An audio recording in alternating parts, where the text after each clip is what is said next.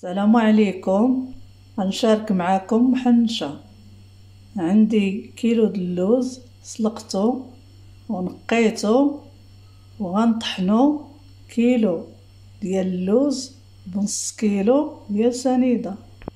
اللوز انا طحنته، انا درت 4 المعالق ديال الزبده في الكيلو، وغندير الزهر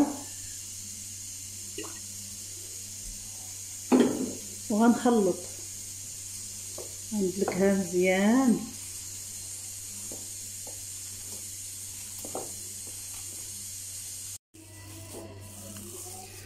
انا منين دلكتها مزيان كتولي على هذا الشكل.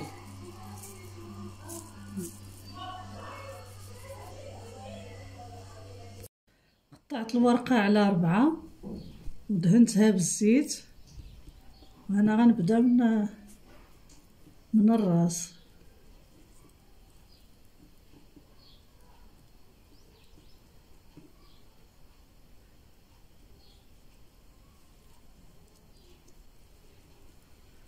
نطويها غير بشويه على هذا الشكل.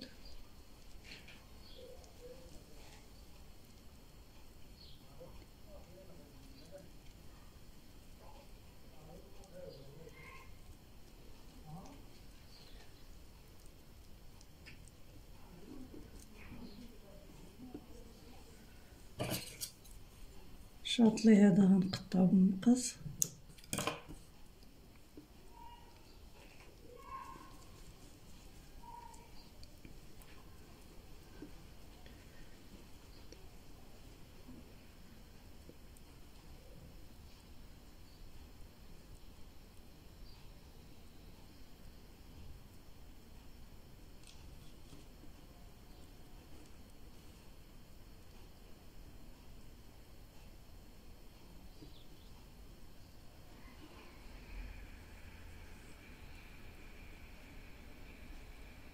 يبقى لي هذا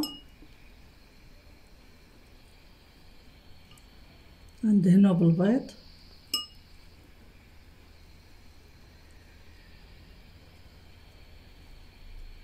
تجي على هذا الشكل.